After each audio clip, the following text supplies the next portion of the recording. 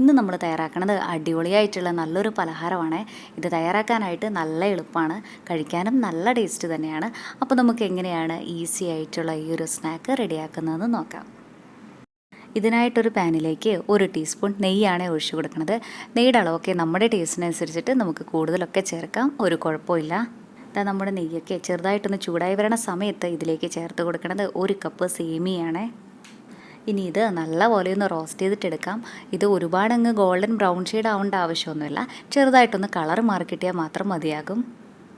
ഇതാ കണ്ടോ, ഇപ്പോൾ നമ്മുടെ സേമിയയുടെ കളറൊക്കെ ചെറുതായിട്ടൊന്ന് മാറിയിട്ടില്ലേ? ഈ ഒരു പാകമായാൽ മതി. ഇനി ഇതിലേക്ക് 1 കപ്പ് വെള്ളമാണ് കേട്ടോ ഒഴിച്ചു കൊടുക്കുന്നത്. നമ്മൾ എത്രയാണോ സേമിയ എടുത്തത് അതേ അളവിൽ തന്നെ വെള്ളം ഒഴിച്ചു കൊടുക്കാനായിട്ടൊന്ന് ശ്രദ്ധിക്കണേ. ഇനി നമ്മുടെ ഈ ഒരു സേമിയയ്ക്ക് ചെറിയൊരു മധുരം കൂടെ കിട്ടാനായിട്ട് 1 ടീസ്പൂൺ പഞ്ചസാര കൂടെ ഇട്ട് കൊടുക്കണമുണ്ട്. ഇനി നമുക്ക് ഈ സേമിയൊക്കെ നല്ലപോലെ ഒന്ന് വേവിച്ചിട്ടെടുക്കാം. വെള്ളത്തിൽ തന്നെ വേവിക്കണം എന്നൊന്നും ഇല്ല കേട്ടോ. ഇതിന് പകരം പാല് ചേർത്താലും കുഴപ്പമൊന്നുമില്ല. പാലിൽ നമ്മൾ സേമിയൊക്കെ വേവിക്കുവാണെങ്കിൽ ഇതിനെ കഴിഞ്ഞും ഒന്നും കൂടെ നല്ല ടേസ്റ്റ് ഉണ്ടാവും. ഒരുപാട് സമയമൊന്നും എടുക്കില്ല, 2-3 മിനിറ്റ് തന്നെ മതിയാകും. അപ്പോഴേക്കും നമുക്ക് ഈ സേമിയൊക്കെ കുഴഞ്ഞ പരുവത്തിൽ കിട്ടിയിട്ടുണ്ടാവും. ഇതാ കണ്ടോ, ഇതുപോലെ ഈ ഒരു പാകമായി കഴിഞ്ഞാൽ നമുക്ക് ഫ്ലെയിം ഓഫ് ചെയ്യാം. എന്നിട്ടിത് വേറൊരു പാത്രത്തിലേക്ക് മാറ്റാം. ഇനി നമുക്ക് അടുത്തതായിട്ട് എടുക്കേണ്ടത് കോഴിമുട്ടയാണ് കേട്ടോ. ഞാൻ 3 മുട്ട പൊട്ടിച്ച് ഇതാ ഒരു ബൗളിലേക്ക് ഇട്ട് കൊടുക്കണുണ്ട്. ഇനി ഒരു സ്പൂണോ ഫോർക്കോ വെച്ചിട്ട് നല്ലപോലെ ഇതൊന്ന് ഇളക്കി കൊടുക്കാം. ഞാനിവിടെ നമ്മുടെ മുട്ടയൊക്കെ നല്ലപോലെ അടിച്ചെടുത്തിട്ടുണ്ട്. ഇത്രയും മതി. ഇനി ഇതിലേക്ക് മധുരത്തിന് ആവശ്യത്തിനുള്ള പഞ്ചസാര ചേർക്കാം. ഞാൻ 1/2 കപ്പിലും കുറച്ച് കുറവായിട്ട് 7 ടേബിൾ സ്പൂൺ പഞ്ചസാരയാണ് ചേർത്ത് കൊടുക്കുന്നത്. പഞ്ചസാരയൊക്കെ നമ്മുടെ ടേസ്റ്റിനനുസരിച്ചിട്ട് കൂടുതലോ കുറവോ ഒക്കെ ചേർക്കാം. ഇത് ഓർഗാനിക് ഷുഗറാണ്, അതാണ് ചെറിയൊരു കളർ മാറ്റം. ഇനി പഞ്ചസാരയും മുട്ടയും കൂടെ നല്ലപോലെ ഒന്ന് യോജിപ്പിച്ച് കൊടുക്കാം. ഇനി ഇതിലേക്ക് മധുരം ഒന്ന് ബാലൻസായി കിട്ടാനായിട്ട് 2 നുള്ളു ഉപ്പും നമ്മുടെ ഈ ഒരു പലഹാരത്തിന് നല്ലൊരു ഫ്ലേവർ കിട്ടാനായിട്ട് 1/2 ടീസ്പൂൺ ഏലക്കാപ്പൊടിയും കൂടെ ചേർത്ത് കൊടുക്കുന്നുണ്ട്. ഇനി ഇതെല്ലാം കൂടെ നല്ലപോലെ ഒന്ന് മിക്സാക്കി കൊടുക്കാം. ഇനി ഇതിലേക്ക് ചേർക്കണത് നമ്മൾ നേരത്തെ വേവിച്ച് മാറ്റി വെച്ചിട്ടുണ്ടായിരുന്ന സേമിയയില്ലേ, അതാണേ.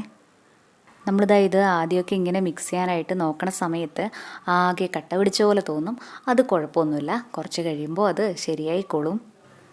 കണ്ടില്ലേ, ഇപ്പോൾ നമ്മുടെ സേമിയൊക്കെ നല്ലപോലെ മിക്സായി കിട്ടിയിട്ടില്ലേ? ഇനി ഇതിലേക്ക് 1/4 കപ്പ് പാല് കൂടെ ചേർക്കണമുണ്ട്. ഇങ്ങനെ പാല് കൂടെ ചേർത്തിട്ട് നമ്മുടെ ഈ ഒരു പലഹാരം റെഡിയാക്കണ സമയത്ത് കഴിക്കാനായിട്ടൊരു പ്രത്യേക ടേസ്റ്റ് തന്നെ ഉണ്ടാവും.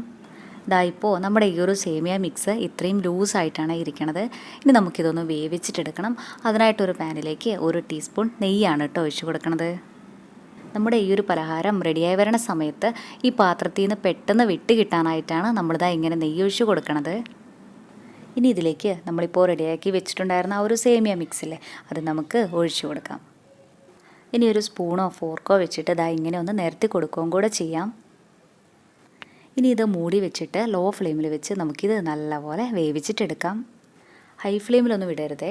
ഹൈ ഫ്ലെയിമിലൊക്കെ ഇട്ട് കൊടുത്താൽ നമുക്കിതിൻ്റെ അകമൊന്നും നല്ലപോലെ വെന്തിട്ടാവില്ല കിട്ടുക. 5 മിനിറ്റൊക്കെ മതിയാകും നമുക്ക് ഒരു സൈഡ് വെന്ത് കിട്ടാനായിട്ട്. നമ്മൾ ഈ ഒഴിച്ചു കൊടുക്കുന്ന ബാറ്ററിൻ്റെ തിക്നെസ് അനുസരിച്ചിട്ട് ഈ ഒരു സമയത്തിലൊക്കെ വ്യത്യാസം വരാം. ഇപ്പോൾ ഇതിൻ്റെ ഒരു സൈഡ് നല്ലപോലെ വെന്തിട്ടുണ്ട്. ഇനി നമുക്കിതൊന്ന് മറിച്ചിട്ട് കൊടുക്കാം. അതിനായിട്ട് ഇതിൻ്റെ മുകളിലായിട്ട് ഇങ്ങനെ ഒരു പ്ലേറ്റ് വെച്ചിട്ട് നമുക്കിങ്ങനെ ഒന്ന് കമഴ്ത്തി ഇട്ട് കൊടുക്കാം. നമ്മളിത് ഡയറക്റ്റ് മറിച്ചിട്ട് കൊടുക്കാനായിട്ടൊക്കെ നോക്കിക്കഴിഞ്ഞാൽ ചിലപ്പോൾ ഇത് പൊട്ടിപ്പോകാനായിട്ടുള്ള ചാൻസ് ഉണ്ട്. ഇങ്ങനെയാകുമ്പോൾ ഒട്ടും തന്നെ പൊട്ടിപ്പോകില്ലല്ലോ. ഇനി ഇത് തിരിച്ച് ഇതേ പാനിലേക്ക് തന്നെ ഇട്ട് കൊടുക്കുന്നുണ്ട്. ഇനി ഇത് മൂടി വെച്ചിട്ട് മറ്റേ സൈഡും നന്നായിട്ട് വേവിച്ചിട്ടെടുക്കാം. ഒരുപാട് സമയമൊന്നും ഇല്ലാത്തപ്പോൾ പെട്ടെന്ന് നമുക്ക് തയ്യാറാക്കാനായിട്ട് പറ്റിയ നല്ല രുചിയുള്ള പലഹാരമാണ് കേട്ടോ ഇത്. ഒരു തവണയേലും ഒന്ന് തയ്യാറാക്കി നോക്കണേ. നമ്മുടെ ചാനലിൽ കുറേ നല്ല സ്നാക്സിൻ്റെ റെസിപ്പീസൊക്കെ ഉണ്ട്, കണ്ടിട്ടില്ലെങ്കിൽ ഒന്ന് കണ്ടു നോക്കണേ. അതുപോലെ നമ്മുടെ ഈ ചാനലിൽ ആദ്യമായിട്ടാണ് കാണുന്നതെങ്കിൽ സബ്സ്ക്രൈബ് ചെയ്യാനും മറക്കല്ലേ കേട്ടോ. ഇപ്പോൾ ഇതിൻ്റെ മറ്റേ സൈഡും നല്ലപോലെ വെന്തിട്ടുണ്ട്. ഈ ഒരു പാകമായാൽ മതി. ഇത്രയും ആയിക്കഴിഞ്ഞാൽ നമുക്ക് ഫ്ലെയിം ഓഫ് ചെയ്യാം. എന്നിട്ടിത് വേറൊരു പ്ലേറ്റിലേക്ക് മാറ്റാം. ചായയുടെ കൂടെയൊക്കെ നമുക്ക് കഴിക്കാനായിട്ട് പറ്റിയ നല്ല സോഫ്റ്റ് ആയിട്ടുള്ള പലഹാരമാണ് ഇത്. ഇഷ്ടമായി കഴിഞ്ഞാൽ ഒരു തവണയിലും ഇതുപോലെ ഒന്ന് തയ്യാറാക്കി നോക്കണേ.